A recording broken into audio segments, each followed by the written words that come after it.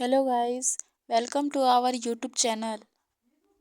तो आज का आपका पहला सवाल है, हाल ही में चर्चा में रही मैड्रिड अंतर्राष्ट्रीय कार्य योजना तथा वियना अंतर्राष्ट्रीय कार्य योजना निम्नलिखित में से किस मुद्दे से संबंधित है? पहला, जलवायु परिवर्तन शमन। दूसरा, वृद्ध जनसंख्या और वृद्ध जन देखभाल। तीसरा, वैश्विक व्यापार और वाणिज्य। चौथा, मानवाधिकार और शरणार्थी संरक्षण।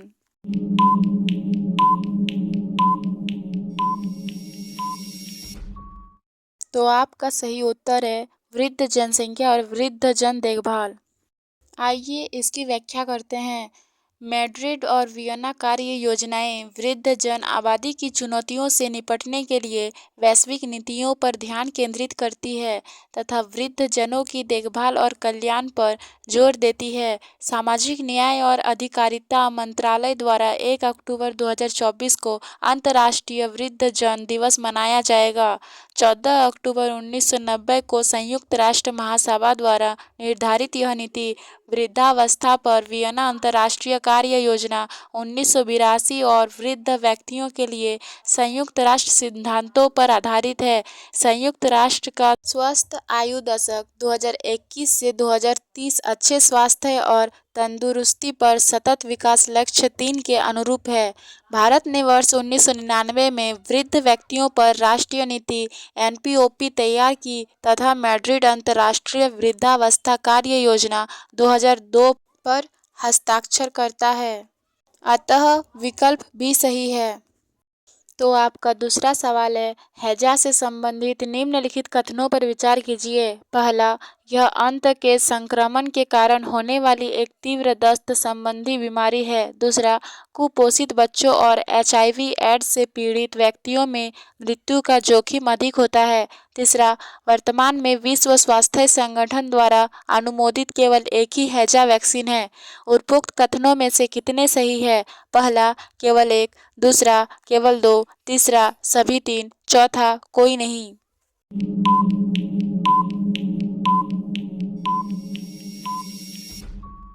आपका सही उत्तर है ऑप्शन 2, केवल 2। आइए इसकी व्याख्या करते हैं। हैजा एक जल जनित रोग है जो मुख्यतः विब्रियो कोलोरी नामक जीवाणु के कारण होता है। यह अंत के संक्रमण के कारण होने वाली एक तीव्र दस्त की बीमारी है। अतः कथन एक सही है। इसमें गंभीर दस्त, उल्टी, पैरों में ऐंठन और कमजोरी की समस्या हो सकती है तथा यदि इसका उपचार न किया जाए तो निर्जलीकरण के कारण मृत्यु भी हो सकती है। किसी व्यक्ति को जीवाणु से दूषित पानी पीने या भोजन खाने से हैजा हो सकता है। यह रोग उन क्षेत्रों में तेजी से फैल सकता है जहां सीवेज और पेयजल का उपचार अपर्याप्त है। कमजोर आबादी, विशेष रूप से कुपोषित बच्चे और human immunodeficiency virus HIV acquired immunodeficiency syndrome stage 8 से पीड़ित व्यक्ति मृत्यु दर के उच्च जोखिम में है। अतः कथन 2 सही है। वर्तमान में 3 WHO pre qualified oral cholera vaccine OCV, Dukoral, Shanchol और यूविचोल प्लस है। अतः कथन 3 सही नहीं है। आपका तीसरा सवाल है, भारत जेन के बारे में निम्नलिखित कथनों पर विचार कीजिए। पहला, यह भारतीय भाषाओं के लिए विश्व की पहली सरकारी वित्त पोषित multi modal large language model LM परियोजना है। दूसरा, इसका नेतृत्व आईआईटी बॉम्बे द्वारा राष्ट्रीय अंत विषयी साइबर भौतिक प्रणाली मिथन एनएम आईपीसीएस के अंतर्गत किया जाता है। उपरोक्त कथनों में से कितने सही है? ऑप्शन 1 केवल 1, ऑप्शन 2 केवल 2, ऑप्शन 3 1 और 2 दोनों, ऑप्शन 4 न तो 1 न ही 2।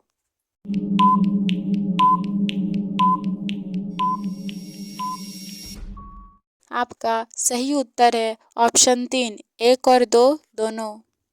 आइए इसकी व्याख्या करते हैं। भारत जेन यह एक जनरेटिव एआई पहल शुरू की है, जिसे सार्वजनिक सेवा वितरण को बढ़ाने के लिए डिजाइन किया गया है। इसका उद्देश्य भारत की सामाजिक, सांस्कृतिक और भाषाई विविधता को संबोधित करने के लिए भाषा, भाषण तथा कंप्यूटर दृष्टि में आधारभूत मॉडल तैयार करना है।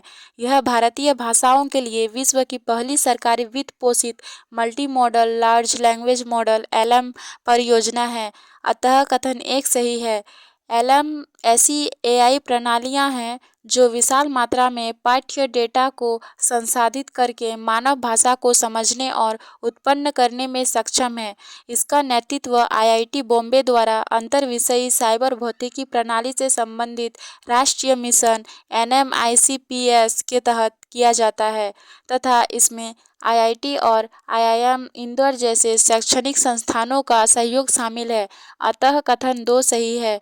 इसमें भारत केंद्रित डेटा को व्यवस्थित करने हेतु प्रक्रियाएं विकसित करने पर जोर दिया गया है, जिससे देश का अपने डिजिटल संसाधनों पर नियंत्रण बढ़ सके।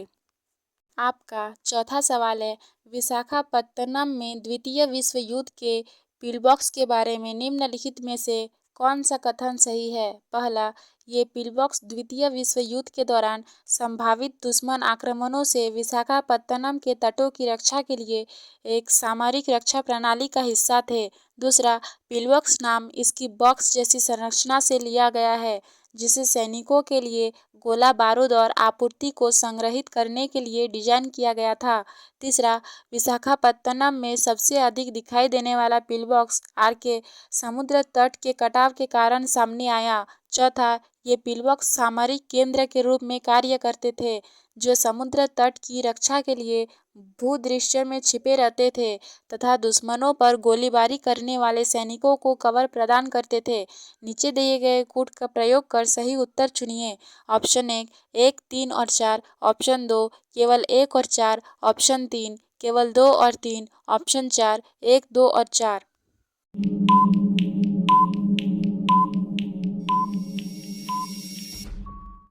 आपका सही उत्तर है ऑप्शन 1 1, 3 और 4। आइए इसकी व्याख्या करते हैं। विशाखापत्तनम में पिलबॉक्स।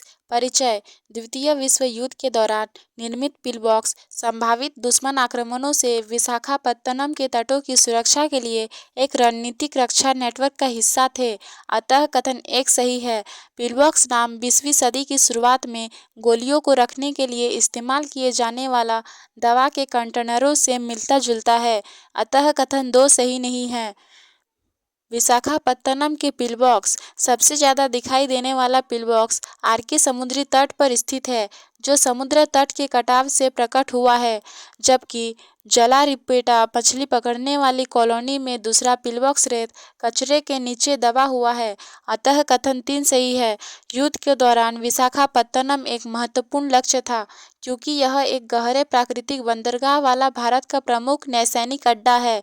सामरिक महत्व। चूंकि पिलबॉक्स को आसपास के वातावरण का हिस्सा जैसा दिखने के लिए बनाया गया था, इसलिए दुश्मन के लिए उन्हें ढूंढना मुश्किल था। वे सामरिक केंद्र के रूप में कार्य करते थे, जिससे सैनिकों को समुद्र तट की रक्षा करने में सहायता मिलती थी। साथ ही दुश्मनों पर गोलीबारी के लिए सुरक्षित कवर भी मिलता था। अतः कथन 4 सही है। आपका 5वां सवाल है, Ayushman Bharat digital mission ABDM के बारे में निम्नलिखित कथनों पर विचार कीजिए। पहला, एबीडीएम को सभी भारतीय नागरिकों को डिजिटल स्वास्थ्य आईडी प्रदान करने के लिए लॉन्च किया गया था। दूसरा, स्वास्थ्य एवं परिवार कल्याण मंत्रालय के अंतर्गत राष्ट्रीय स्वास्थ्य प्राधिकरण एनएचए एबीडीएम के कार्यान्वयन के लिए जिम्मेदार है। उपयुक्त में से कौन सा कथन सही है? ऑप्शन 1 केवल 1, ऑप्शन 2 केवल 2, ऑप्शन 3 1 और 2 दोनों, ऑप्शन 4 न तो 1 न ही 2।